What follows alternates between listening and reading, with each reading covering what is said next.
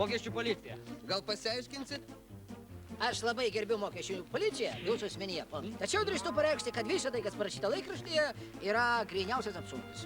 Nu, gal ir absurdas. Bet iš kitos pusės ponulį patikrinti reikia. Teigiama, kad jūs sodrai sumokėjot 60 000 litų mokesčių. Gerai, ponai, paskaičiuokime. Jeigu aš sodrai sumokėjau 60 000 litų mokesčių, tai išeitų, kad mano metinis atlyginimas yra 200 000 litų. O tai būtų, kad mano vidutinis mėnesio atlyginimas yra 17 000 litų. Bet juk tai juokinga, ponai. Taip mes ir skaičiavome. Jei 60 000 litų grinai yra jūsų įmoka, tai ši suma padidėtų lygiai 12 kartų. Vadinasi, išeina, kad mano atlyginimas yra 180 000 litų per mėnesį. Labai juokinga, ponai. Labai juokinga.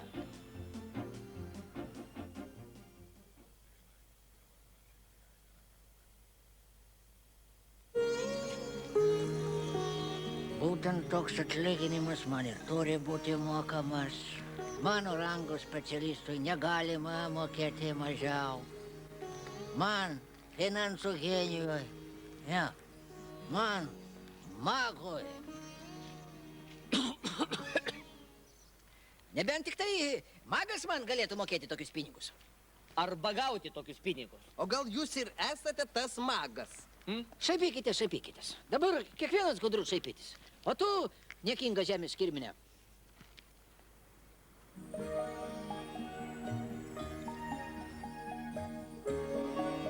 O tu, vargšas žmogau, niekingi žemės kirminai.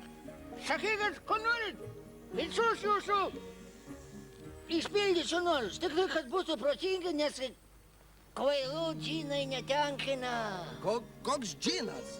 Mesgi apie jūs kalbam, koks džinas. Apie jūs. Džinas.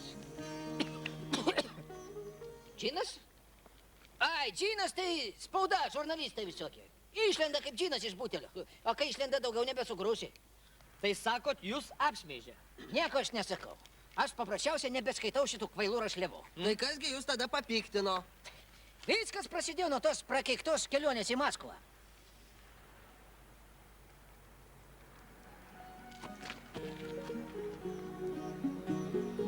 Ir visa Maskva gulėjo man po kojų. Pats Putinas sakė, augi, tu turi kunigaikščių kraują. A kunigaikštis jis ir Afrikoje kunigaikštis.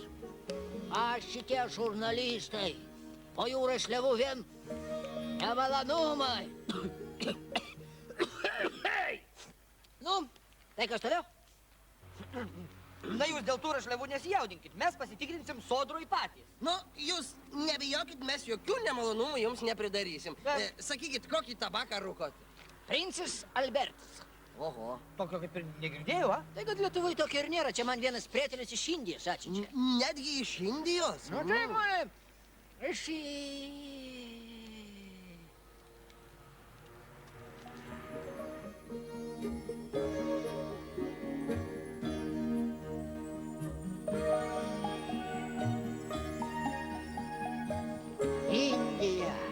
Tikroji lietuvių tėvynė. Indijos radžas yra tikrai Lietuvos kunigaikščiai. Ir kiekvienas lietuvis turi kažkokio induso savo širdyje. A šitie... A šitie žurnalistai yra šeivus. Velniop šitą beprotybę. Ką nori tą spausdinti? Palaukit, a jūs važiuodamas į Maskvą irgi šitą pitkę rūkėt? Aha. Teko.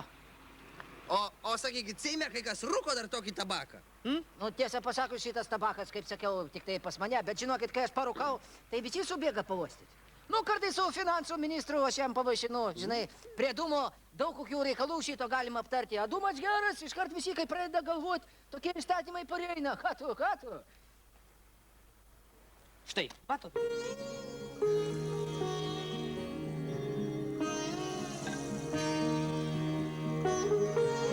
O, senieji indų žiniai, senieji indienai prie laužo rūkydavo taikos pypkės dūmas, būdavo gardus kaip džiuvėtis.